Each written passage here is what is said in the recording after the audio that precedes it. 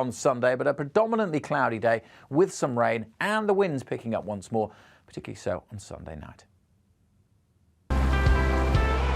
Canary Islands sponsors the weather.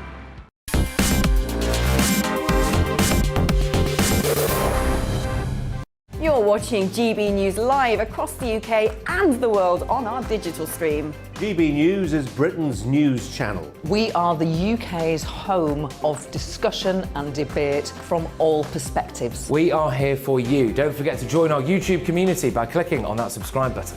And if you want the GB News app, you can click and catch up on programmes anytime. We love to hear from you, so email us. gbviews@gbnews.uk. Thanks for being part of the GB News family.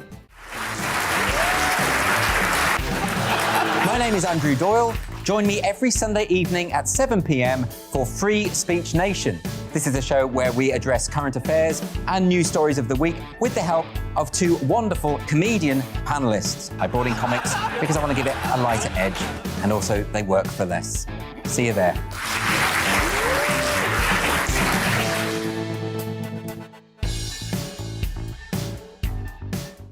Join my show Farage, 7 p.m. till 8 p.m. Monday through Thursday, and there you will get opinion, analysis, debate, and I'll cover stories that nobody else dares to touch. And then for the last 15 minutes, talking pints. We're over a drink. We have a civilised conversation with someone. We very often disagree, but we do it in a grown-up way. Come and join me on Farage.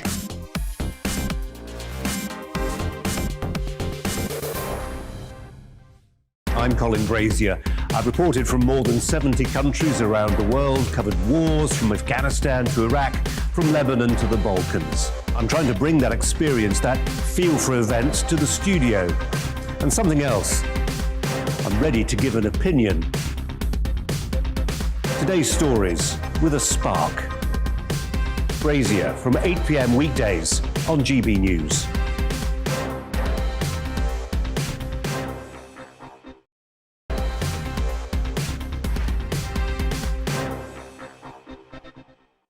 Hello there, giving the news a twist on this episode of Brazier.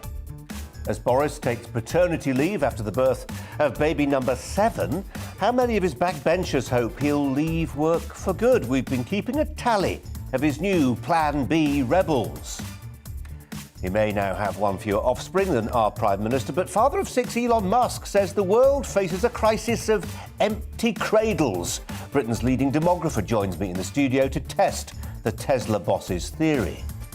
Also, MPs debated today whether anyone thinking of travelling to Dubai should get a warning from our government first. I'm joined by the mother of a 25-year-old Briton jailed in the Gulf state after his alleged forced confession. Also, England's cricketers, well, they've felt the pressure in the Ashes. I'll talk to one of the game's most respected voices about why cricket is good for the soul.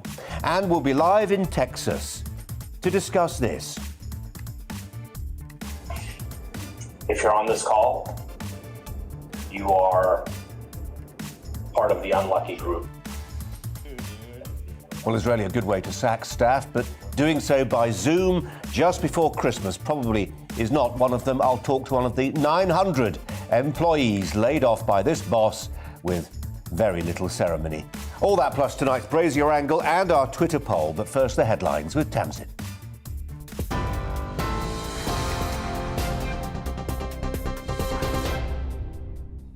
Thanks, Colin. Here are the top stories this hour.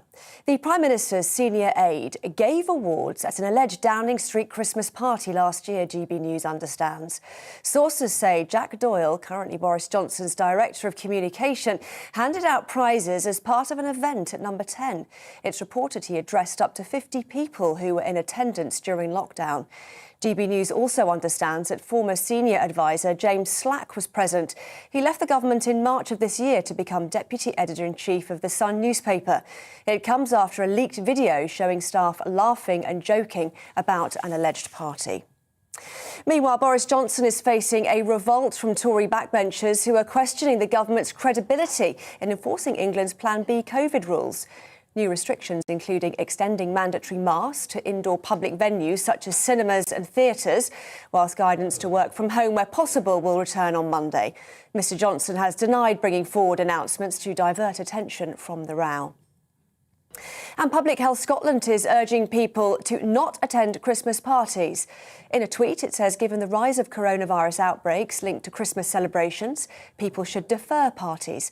PHS Medical Director Dr Nick Finn said by postponing some plans, we can help protect ourselves and our loved ones. Police have disrupted 7 late-stage terror attacks in the UK since the start of the coronavirus pandemic.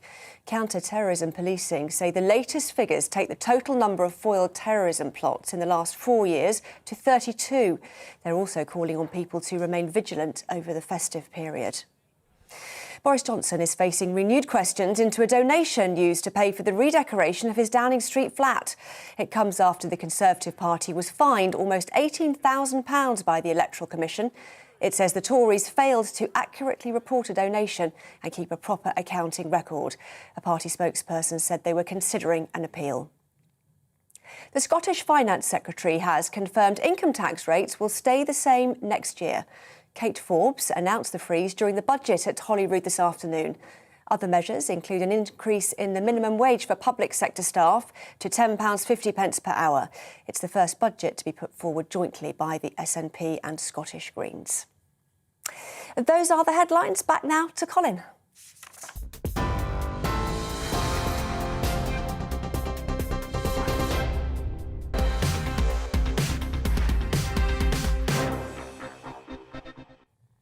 Well, there was a joke doing the rounds today about the new COVID rules announced a little over 24 hours ago. This time last year, anyone wanting to hold a Christmas party could use a loophole. They could call it a business meeting.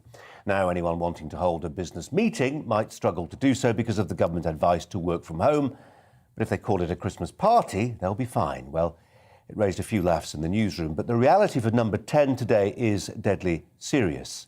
Boris Johnson, whose staff confirmed the Prime Minister will be taking some paternity leave following the birth of his 7th child this morning, faces a growing backbench rebellion. Today, we contacted at least a dozen, Conservative MPs who've signalled their intention to vote against Plan B in the House of Commons. They included well-known backbenchers, the likes of David Davis, Andrew Bridgen, Steve Baker, Mark Harper. We've seen all those people give interviews, many interviews down the years, but none of them were available to speak to us, at least not this evening. More worryingly, perhaps, for the Prime Minister was the lukewarm support he received from one of his cabinet colleagues. Today, Sajid Javid was asked about the Prime Minister's suggestion that compulsory vaccination should be part of what Mr Johnson called our national conversation about COVID. Yes, well, I do think that we're going to have a conversation about ways in which we deal with this pandemic, because I want to be absolutely clear with you. I don't believe we can keep going indefinitely with non-pharmaceutical interventions. I mean, restrictions on people's way of life, where just because a substantial proportion of the population still, sadly, has not got vaccinated. Well, when Sajid Javid, the Health Secretary, was asked to join that national conversation, he said that mandatory jabs were ethically wrong. Talking about mandatory jabs, as some countries in Europe have announced, no. In fact, I'd go even further. I think it's unethical. And also, I think that at a practical level, having some kind of universal mandate for vaccination doesn't work. Getting vaccinated needs to be a positive decision.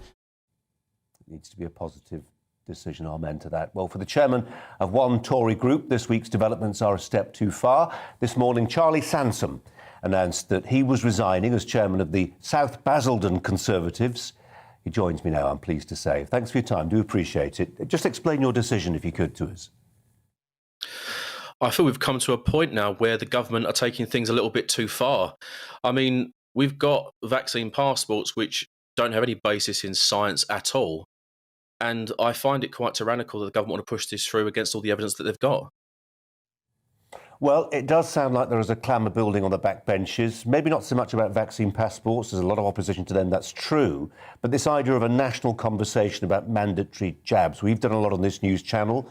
We've thrown I think probably it's fair to say we've thrown our arms collectively in the air in horror at the sight of what's been happening in Austria, in Greece, at the words of Ursula von der Leyen from the European Commission saying that there needs to be a conversation about making what is ultimately a medical procedure compulsory, these vaccinations. I don't know to the extent to which you have a promising political career, but you've clearly decided to make a big decision about your political prospects. And I'm guessing that vaccination plan was part of your calculation. You're absolutely right, Colin. The fact that the government are talking about mandatory vaccination probably means we should expect it. And that for me is a big concern.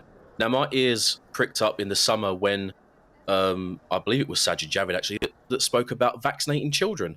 So I'm glad he's had a U-turn on mandatory vaccination in general. But that was really the thing that made me think, okay, they want to go this far and take the right of the parent away to say we're going to vaccinate your kids. And I thought I'll pay attention to things. I'll see how things go. And the more and more things started coming around, I was talking to people in the party and they were saying, it's never going to happen. Don't worry about it. You know, you're getting yourself worked up for no reason. I said, I guarantee it will. And then last night we see the Prime Minister talking about a conversation about mandatory vaccination.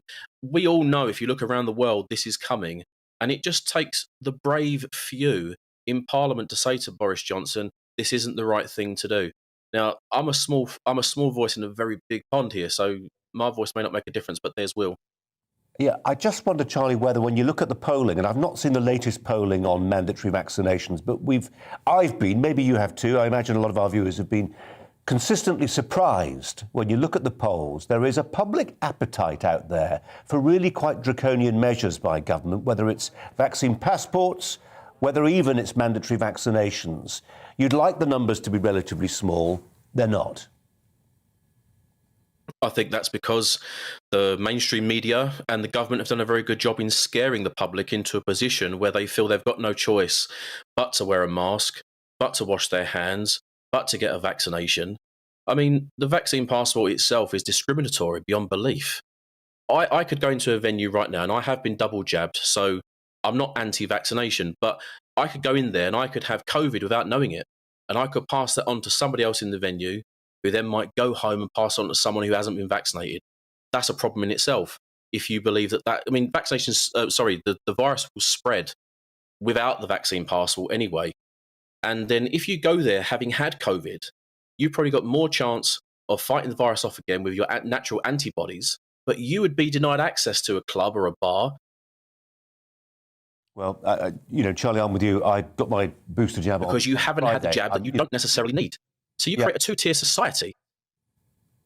Sorry, Charlie, we're just losing the signal slightly. I was just making the point that actually, like you and like many of our viewers, this is not about vaccinations, it's about the degree of compulsion that's involved. Can we just switch tack slightly and talk about the naked politics of what's happening right now? I was struck, maybe you were too, to see the sight of a chair of a select committee at Parliament, William Ragg, saying that what happened yesterday with Plan B was, quote, a diversionary tactic.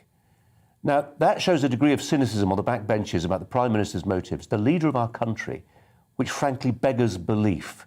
Do you agree with this MP, this Conservative chairman of a select committee, no less, that what the Prime Minister was seeing and getting a jab there did yesterday was perhaps brought forward as a diversionary tactic to take away from his blushes and embarrassments about other matters related to the Downing Street party, for instance? I think it's very coincidental timing. It's convenient as well because people are going to care more about their health than they are about a party at Downing Street. If that was the only news this week, then obviously the Prime Minister would be facing a lot of backlash, more than he is now. But I think mentioning Omicron, which hasn't killed anybody, by the way, anywhere, scares people. And I think that's the thing here. It's scaring people away from the attention of the Downing Street party and the other scandals that have happened during this pandemic. I have to say, for what it's worth, I'm not persuaded yet. I'm certainly not persuaded by the idea that Plan B was diversionary. I'm not persuaded, as many people are, it seems, in the Conservative Party and beyond, that the Prime Minister is on a trajectory now towards oblivion. But let's just assess that idea, if we can, for a second. I mean, a couple of weeks ago, I was in the studio talking about the Prime Minister's extraordinary speech about his digression about Peppa Pig. I mean, we can giggle about it, can't we? But there are those people who look at things like that and see a draining away of authority from the most senior political role in the land. and they start to scratch their heads collectively. They start to plot. They start to think about who a successor might be. The Conservative Party that you're a member of has a reputation for being absolutely brutal when it comes to removing people they no longer consider to be the right person to lead their party. We don't, you know, Margaret Thatcher being one example of many. If it isn't to be Boris, who should it be? It's a very good question. I know that a few people have mooted to me ideas about who they would prefer to have come in and take over. I don't necessarily have a view on who I think would lead the party better, because I think that the front runners that we hear about, Rishi Sunak, Jacob Rees-Mogg, Priti Patel, they're all part of the same government which are enforcing these draconian measures. So I'm not too sure much would change. Charlie Sanson, appreciate your time this evening. Thanks very much. Well, away from politics, kind of, should the Foreign Office change the travel advice for Britons thinking of going to Dubai to reflect the Emirates' really quite shocking record on human rights? It's a question that was debated in Parliament today, prompted by the alleged torture, forced confession and subsequent jailing of a young British man. He is 25-year-old Billy Hood, whose mother joined me in the studio a month or two ago to discuss her hopes for an appeal against a long prison sentence, 25 years in fact. Well, the appeal has happened. The sentence has been reduced to 10 years.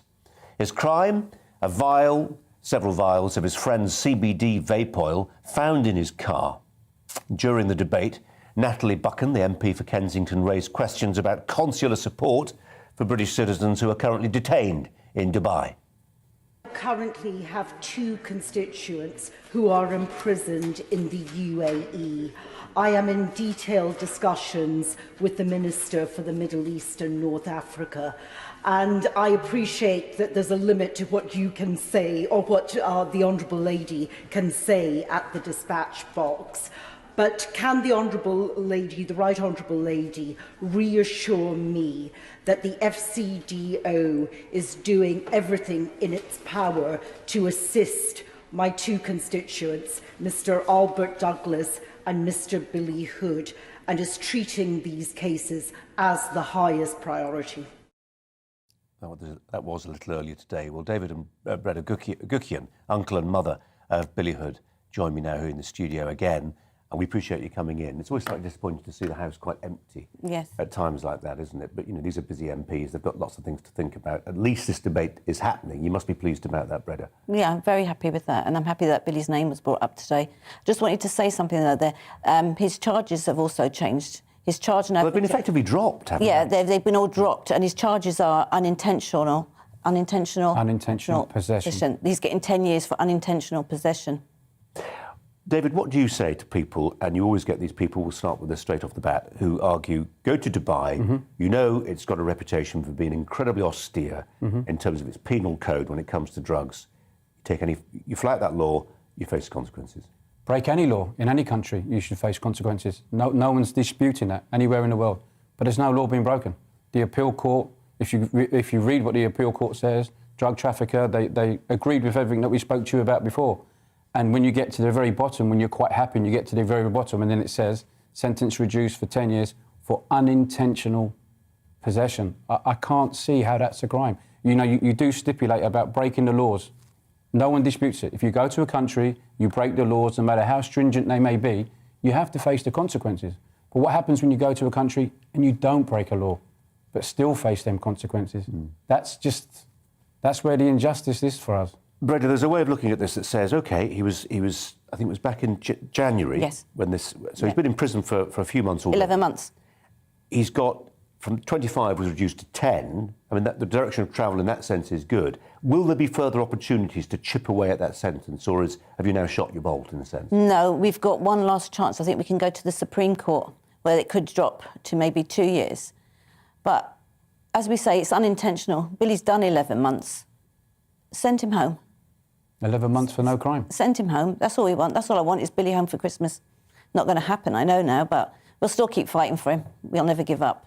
So. I read somewhere, Breda, that you had helped persuade him to arrive at this decision to go to Dubai.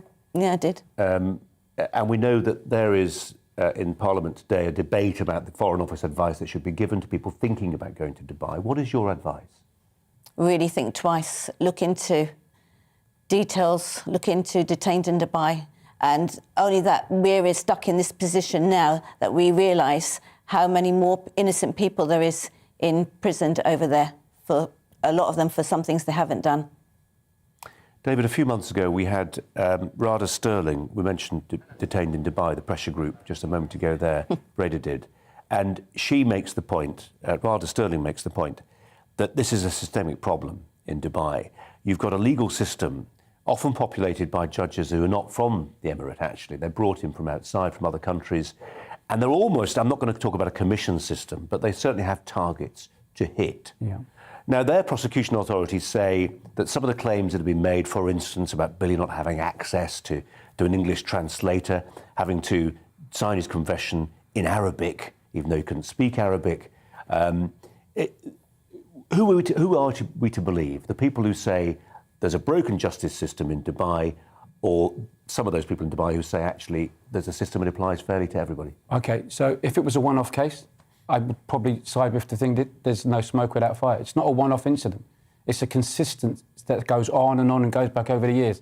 In fact, in January, they're now going to change the laws. So if you're caught in possession or your first-time offence, it's going to be quashed or you're going to be deported.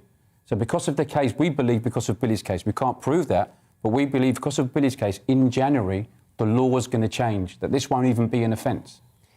Is there a possibility, Breda, that may apply retrospectively? I mean, I'm guessing that's what you'd hope, isn't it? I hope so, but we really don't know. We don't know that yet. We're hoping. Yeah. But even the lawyers are not 100% sure yet about that. And how much access to him are you getting? I mean, can you paint a picture for us of the kind of conditions he's in? I mean, is it austere? Is it tough? Is it not so bad? How would you characterise? I don't really get to speak to Billy because when he phones, I'm usually at work. So he only has contact with the oldest boy, my oldest son. So it's usually Alex that passes on the information to us. He said he's OK, he's putting his head down, getting on with it at the moment. But he said, but he said, please, keep my name out there, keep it going, and don't forget me. And that's why we're here tonight, because I don't want to ever forget him. But again, prison is meant to be tough. We're not saying prison should be easy, but it's harder when you haven't committed a crime. If you read from the, I know I keep reading, from the appeal court, they agree with everything that we said. And then you get 10 years for unintentional possession. Even when you say it out loud, it doesn't make sense. It doesn't seem to make sense. Maybe I'm missing something. I don't know. Breda, obviously, Billy wants you to keep his name up in lights as part of a national conversation, but who are you directing that conversation to now? Is it the MPs who are in the House of Commons today? Is it our Foreign Office? Is it our government? Or actually, the only people who can change this and sort this are the Emiratis themselves? Is this directed to Dubai? Yeah, I ask the Dubai people, please just send Billy home. Have another look at his case. I've asked Boris, I've pleaded with Boris, and I've got nothing back from him. So I have to just beg them, please send Billy home, send my son home. The message we want to put across, we just want them to right the wrong. That's what it is. We're not accusing anybody of injustice. We just want them to right the wrong. There's no law being broken. That's what we're asking. We will keep following the story. Thank you very much. Be sure to Thank you. you. David, thanks both for coming in tonight. Thanks Appreciate very it. much. Thanks a lot. After the break, Elon Musk says the gravest threat facing humanity's future is artificial intelligence, but you may be surprised by what he says the next most likely cause of our extinction will be. It's time to remind ourselves there's always another winter. Canary Islands sponsors the weather. Good evening. Many of us having a fairly wet end to the day, but tomorrow a bright and breezy kind of day, but there will be showers, particularly in the west, and a pretty cold feel as well with that breeze picking up. At the moment we've got low pressure to the northwest, but this weather front is slicing its way across the country, bringing outbreaks of rain and particularly some heavy bursts across the Midlands, East Anglia and the southeast in the next few hours. It does all tend to scoot out into the North Sea through the early hours, so things becoming drier in the east. But further west there will be showers, those showers of snow over the Scottish mountains, but at low levels hail is likely and the showers could be pretty lively. As the wet weather clears away and skies stay clear across Scotland for longest, there could be a touch of frost here, which might mean it's a little icy first thing on Friday morning. During Friday, though, much of the east dry and bright with sunny spells, and the same goes for southern England. A few showers in the southwest. Certainly lots of showers for northwest England, Wales, Northern Ireland and western Scotland. heavy showers, rain at low levels, yes, some snow over the Scottish hills, but as I said, hail and thunder likely in those showers as well. They'll zip through on the breeze, and that breeze will make it feel chilly. Temperatures close to average, but feeling colder because of that wind. The wind and the showers all tend to fade a little through Friday evening, so many places again becoming dry and clear, and it will turn frosty, certainly across Scotland, parts of northern England as we head into the weekend. Further west, though, the cloud is gathering, and we'll see more rain pushing back into Northern Ireland initially, then into western Scotland during Saturday morning, and also rain then creeping into western parts of England and Wales before Saturday lunchtime. The easternmost parts of England stay largely dry through Saturday, but it will cloud over and it will feel cold here after that frosty start. Slowly but surely, as the rain arrives elsewhere, it'll start to turn milder. A milder day for all on Sunday, but a predominantly cloudy day with some rain and the winds picking up once more, particularly so on Sunday night. Canary Islands sponsors the weather.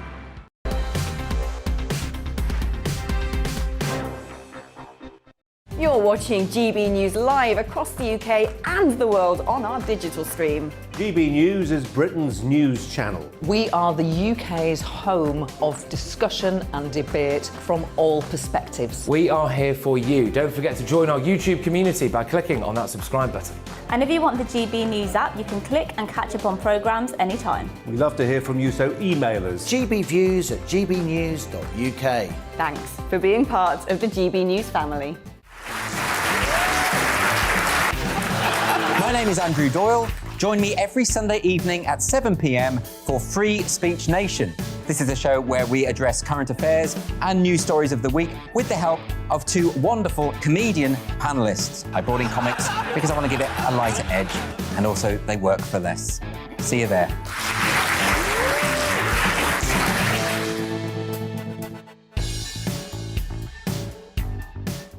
Join my show Farage, 7 p.m. till 8 p.m. Monday through Thursday, and there you will get opinion, analysis, debate, and I'll cover stories that nobody else dares to touch. And then for the last 15 minutes, talking pints. We're over a drink. We have a civilised conversation with someone. We very often disagree, but we do it in a grown-up way. Come and join me on Farage.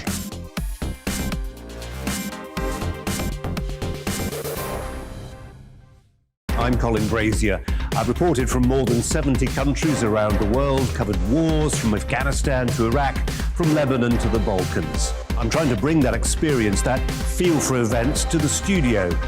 And something else. I'm ready to give an opinion. Today's stories with a spark. Brazier from 8 p.m. weekdays on GB News.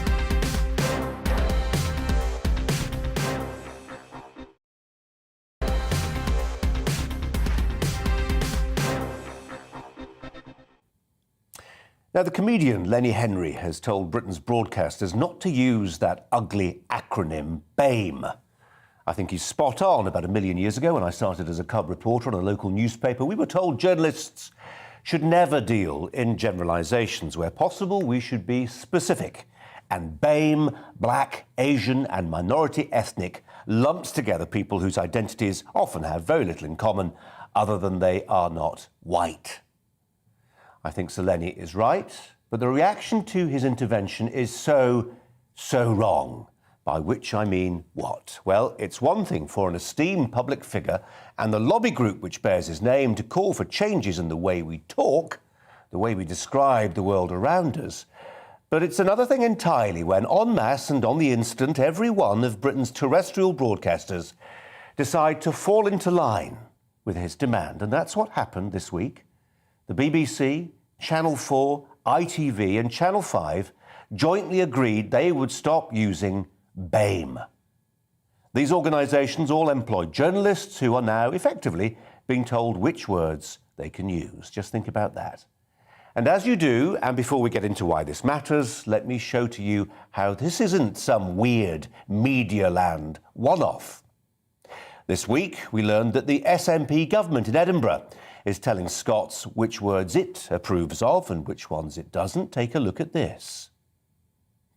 Out go words like alcoholic, addict and junkie. In come phrases like abstinent person who has stopped using drugs. Why use one word when you can use 7? But if this were just about being verbose, I wouldn't be so worried, for these diktats aren't just the enemy of brevity. There is something else going on here. And when it boils down to it, I think it's about control. I'll explain. The SNP leaders who want us to stop using words like addict have presided over a public health catastrophe in Scotland, which has by far the worst record for drug deaths in Europe. They will say that by avoiding addict and alcoholic and using bland, euphemistic, meaningless alternatives, they are destigmatising what it is to be a junkie. But as Shakespeare told us, a rose by any other name smells just as sweetly. There are things, expensive, time-consuming things the SNP could do about drug and alcohol addiction, but it's easier to displace and reframe the debate using language the SNP dictates, literally. It's about control. Control the language, and you begin to control the conversation. And as with the SNP, so with that other acronym, BAME. BAME, it replaced ethnic minorities, which was also deemed problematic. Who found it problematic? A tiny cadre of self-appointed diversity professionals whose livelihoods depend on explaining to us stupid folk how we should speak about the world around us. And they can't explain once because that would leave them out of work. No, this game works by constant reinvention and reiteration. Ethnic minorities yesterday, BAME today. They, not you, will decide what tomorrow. BAME's fall from grace was so quick that until very recently the BBC's diversity boss was happily using it. Why this constant semantic motion? I repeat, the better to ensure those who control the language control the debate. Not since Britain was ruled by religious authorities has our language been so tightly governed. Then it was regulated by a priesthood. Now we have a secular race relations and diversity industry which is its equal. You might think this doesn't matter, not really. But by setting up a linguistic purity test, those who do so in the expectation that some will fail it. Those who fail it can be replaced by someone more to their tastes. Take one example of many. Last year, the FA boss, a man seemingly without a racist bone in his body, was hounded from office for committing a cardinal sin, for getting the ever-changing jargon wrong, in his case by referring to coloured players. As someone who loves the English language, part of my objection to what's happening is aesthetic. Look at this, part of the joint statements put out this week by our broadcasters. This one, it was from ITV's Group Director of Diversity and Inclusion, quote, "We will use the findings to build on our internal race fluency training." Race fluency training. I've got no idea what he's talking about, but that's exactly how this is meant to be. You're not meant to know what he's talking about. The Soviet communists called these people the nomenklatura, the self-selecting elite who use language to bamboozle and keep in line those outside of the magic circle. By creating this bizarre semantic cartel, Britain's broadcasters have once again shown that for all their talk of diversity, they're only really interested in looking at things in the same way. That's the Brazier angle.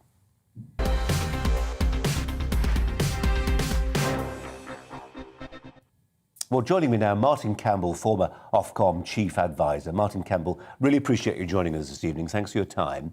Do you think You're welcome. that by acting in concert like this, the broadcasters are demonstrating something about the way they think? Yeah, I do. I mean, I must congratulate Lenny Henry, really, on bringing journalists together to agree anything, because I didn't think it would be possible to do that unless it involved expenses. And this one apparently doesn't.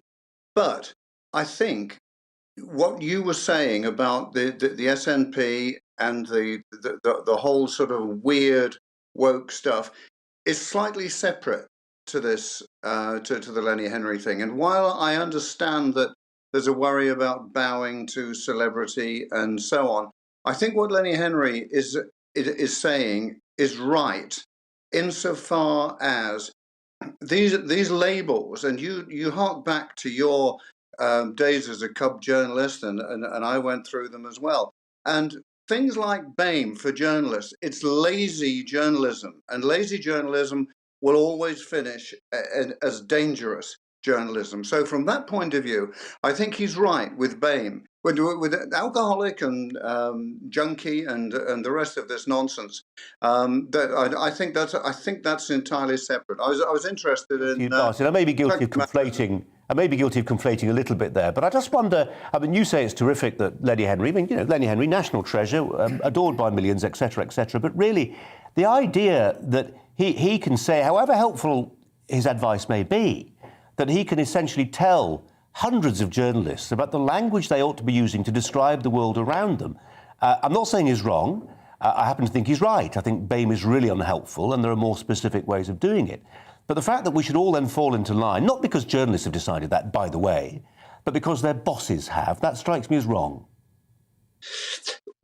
Yes, maybe, but I mean, in a way, journalism is behind the curve on this. The music industry over a year ago came to the conclusion that BAME actually didn't mean anything to a lot of people. To a lot of people, it was pretty insulting. And what is it? If you're not white, are you BAME? Then, you know, in which case it becomes a completely meaningless label. So, I mean, I think for him to point out the dangers of just labeling, and that's why I do think that journalists should never have taken this up in the first place. I personally feel that so much journalism, with GBNews the exception, you know, has gone along with this to a degree that is worrying. And so to suddenly turn around and say, actually, what we're doing here is a little bit weird and we shouldn't do it. So I actually think, and actually it's good for journalism to have a think about this.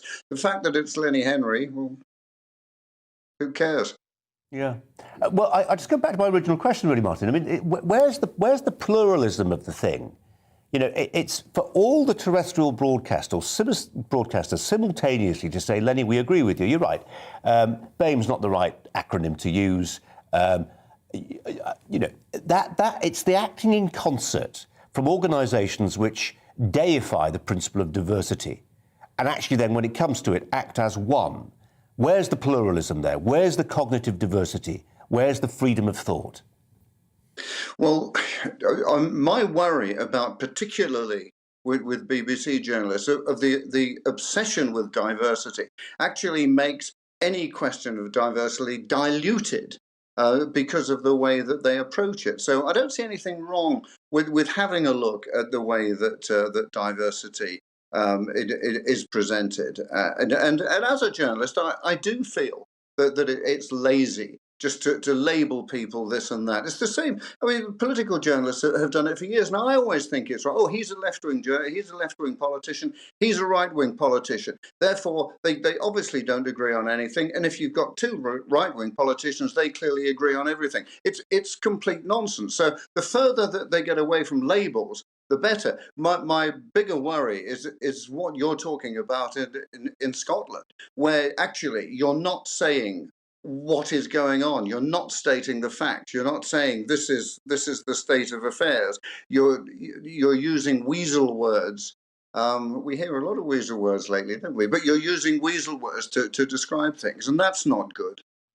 Yeah, Martin, you're right to say that what's happening there under the SNP is of a different category altogether, and perhaps it's something we'll get to debate on another occasion. Martin Campbell, really appreciate your time this evening. Thanks a lot. Well, today we learned that Boris Johnson was a parent for the 7th time. Yesterday the papers carried a story about another famously fecund father, Elon Musk. He says the world faces a population crisis, but unlike mainstream commentators, Musk says the problem is too few, not too many babies being born. In an interview with the Wall Street Journal, the Tesla and SpaceX boss said that depopulation was one of the major threats to human civilization. Musk said that only AI, artificial intelligence, posed a graver threat to the future of humankind. He said, so many people, including smart people, think that there are too many people in the world and think that the population is growing out of control. It's completely the opposite. Please look at the numbers.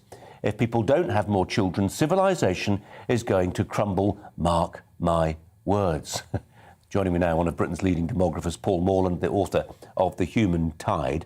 Paul, I've read your book, and I know that this cry has gone up on numerous occasions. Civilization's about to collapse. The Roman Empire had a bachelor tax under Caesar because the Roman Empire didn't think people were having enough babies. Contra to that is the argument that says it's never been a global thing as it is now. Well, I think Musk is partly right. If you had someone who said the problem is no longer starvation, it's obesity, you might think, well, really, that's true of some places and not other places. It's true of some people and not other people. And Musk is right about large parts of the world, and he's wrong about other parts of the world. Where he's really right fundamentally is that more and more of the world is drifting towards the low fertility end. So lots of countries which did have too many children have too few. India, we now hear, is down to replacement, which is good, but how low will it go below? Really? It is indeed, about just slightly over 2. China, we know, has long been below, and think how big India and China are as populations. So what effect that has. So there is this global drift almost everywhere from fertility being too high to being too low. Now, if you take the global view, if you look at the total number of people in the world, you could say, well, it's probably growing at a reasonable level now, but that's not really a valid way of thinking about it. You can't say, oh, they're a bit short of people from Korea. In Korea, ship them in from Djibouti, or there aren't enough Italians, but we can always substitute with Nigerians. I mean, there's always a place for migration, but you can't just swap humans around. There are cultures, there are countries, there are views on immigration, somewhat more, somewhat less. People are not fungible. You can't just ship people around from high fertility to low fertility countries. So, in essence, the way the world is going, Musk is correct, and on the current trajectory, we will have too few people. And where there are too few people, civilization does start collapsing, as we see in parts of Russia. For example, very hard to keep the infrastructure going when there aren't enough people to maintain it. Yeah, I mean, civilizational collapse is a big claim. It's a big headline, isn't it? I mean, it's one thing to have too few people coming through to support an inverted pyramid of the welfare state, or to make sure that all those oldies in hospital get the care they need. There are other questions about creativity, aren't there? If you've got if you've got an aging population, it tends not to be so entrepreneurial. But that's not the stuff of civilizational collapse or AI bringing the world to a premature end. I wouldn't want to be an alarmist, but he has got a point. I mean, for example, we've talked about this before. When we started running out of petrol, and we couldn't get petrol in the petrol station. Lots of reasons to do that, to do with Brexit, possibly, to do with COVID, possibly. But there was a fundamental point which we discussed, which was we simply have too few young people compared to the number of old people. And if we fill the gap in petrol deliveries, there'll be a lack somewhere else. And if we're short of midwives and we throw resources there won't be enough nurses or carers. So the lack of petrol for your car, for some people, probably did feel a little bit like the start of civilizational collapse when you can't get in the car and go and get mum her groceries. And why have some countries decided that actually this is really serious? It is existential stuff.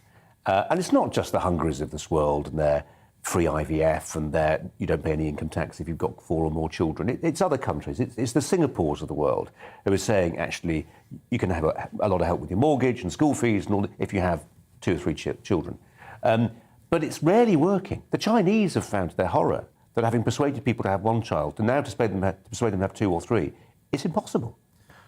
I think that governments can make a change around the edges.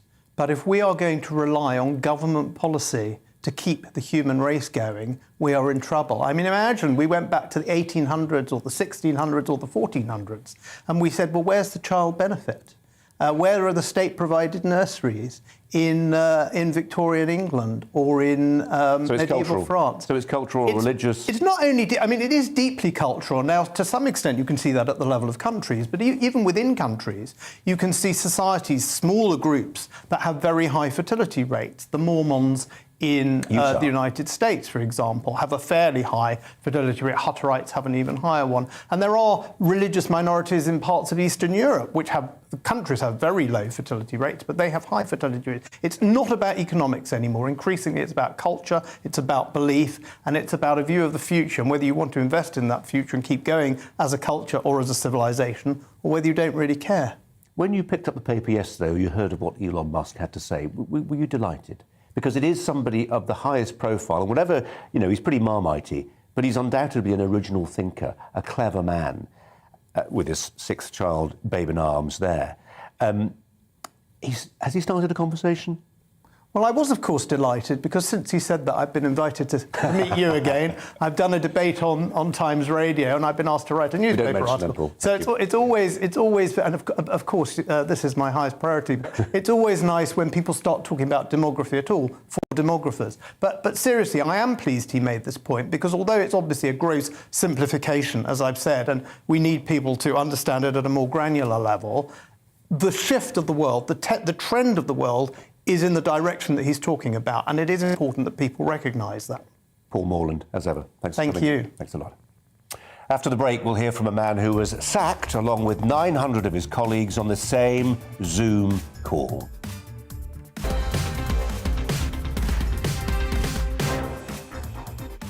You're watching GB News live across the UK and the world on our digital stream. GB News is Britain's news channel. We are the UK's home of discussion and debate from all perspectives. We are here for you. Don't forget to join our YouTube community by clicking on that subscribe button. And if you want the GB News app, you can click and catch up on programmes anytime. We love to hear from you, so email us. gbviews@gbnews.uk. Thanks for being part of the GB News family. My name is Andrew Doyle. Join me every Sunday evening at 7 p.m. for Free Speech Nation. This is a show where we address current affairs and news stories of the week with the help of two wonderful comedian panellists. I brought in comics because I want to give it a lighter edge, and also they work for less. See you there.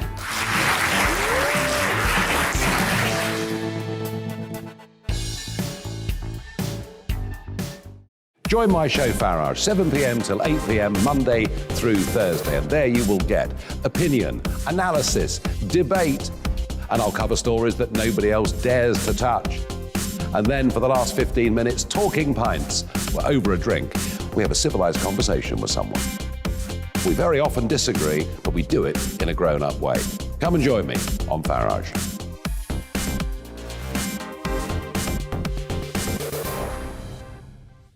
I'm Colin Brazier. I've reported from more than 70 countries around the world, covered wars from Afghanistan to Iraq, from Lebanon to the Balkans. I'm trying to bring that experience, that feel for events, to the studio. And something else. I'm ready to give an opinion. Today's stories with a spark. Brazier from 8 p.m. weekdays on GB News.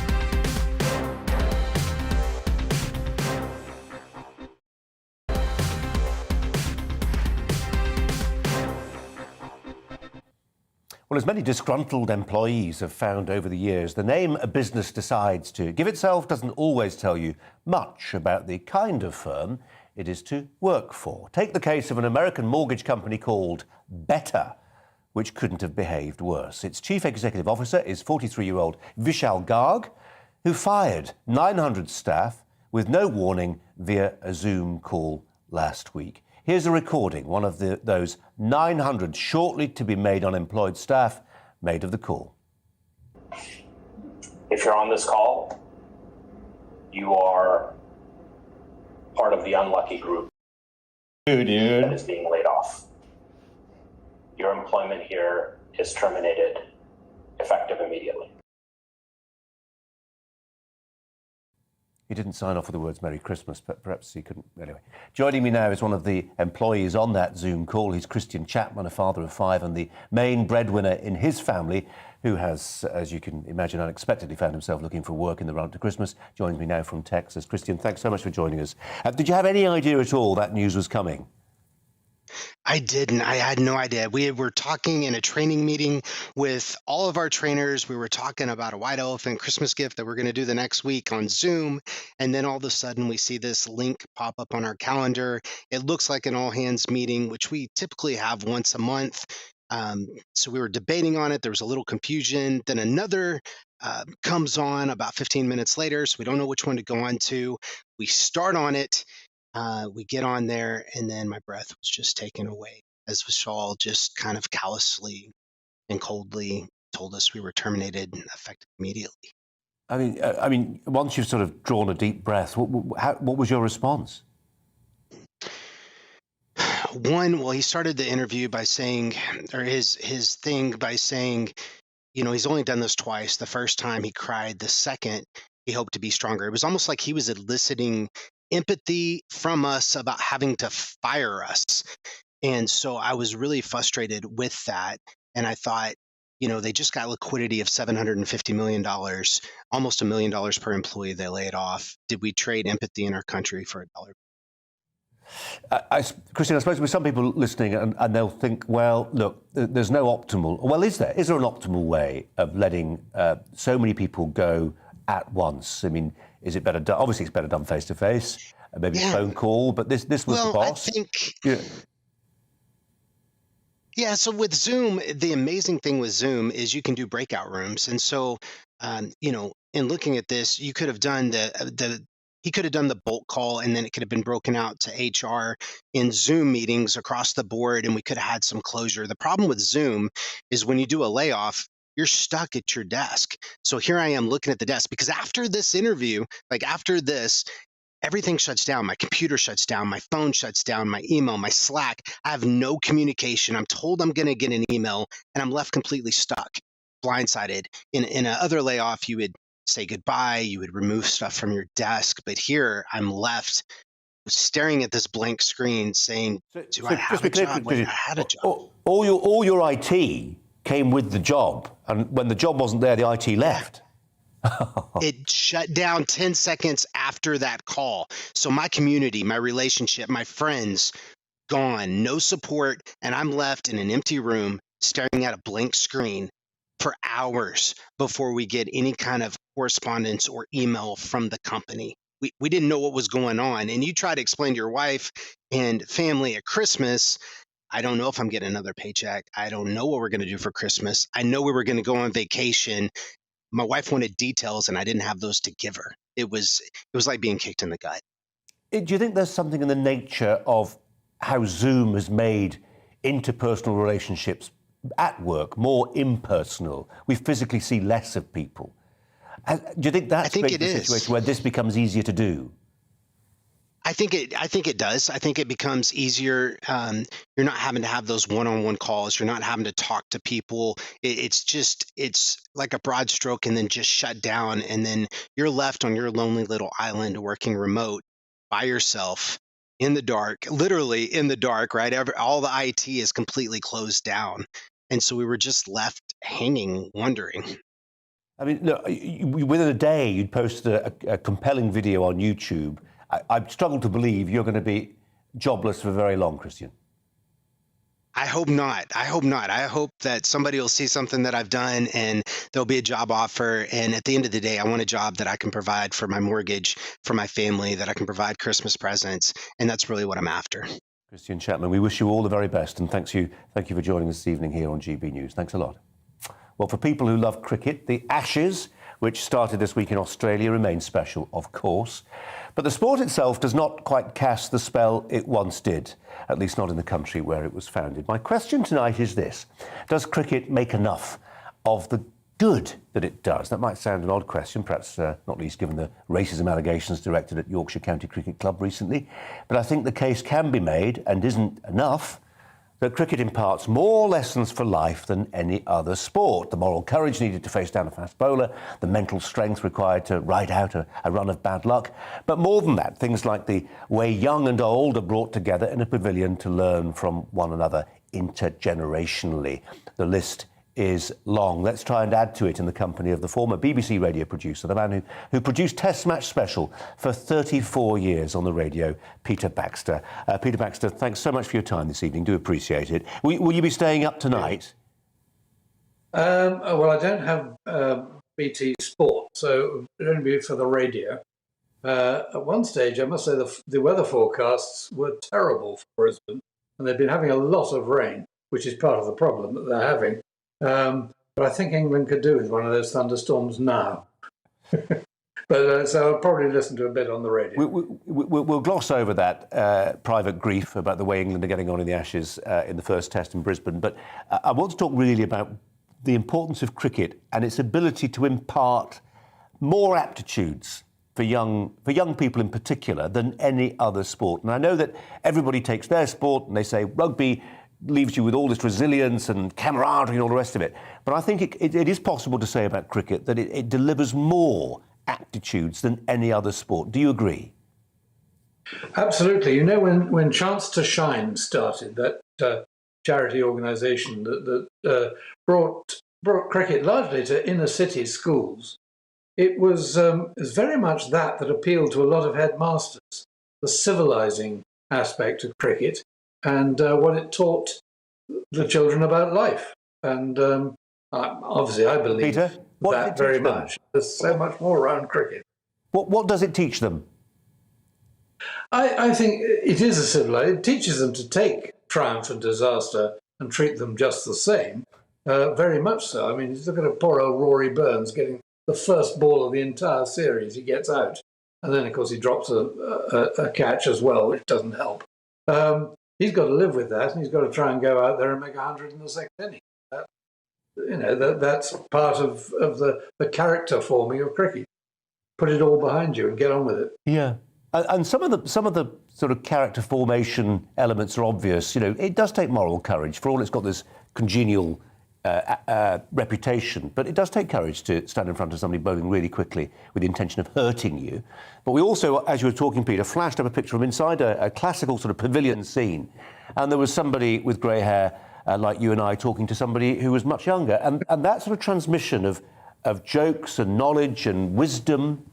All right, it takes time, but in terms of social cohesion between the generations, for instance, I think that's one of those lessons that we're losing. I think that is possibly true. I mean, certainly in cricket clubs, you do see the old ones who've played for the club a long time ago sitting around the boundary and talking to those who are playing in the team at the same time. It's a great leveller in terms of age and all sorts of other aspects of the social scene. It levels people a lot, and they've got this unique.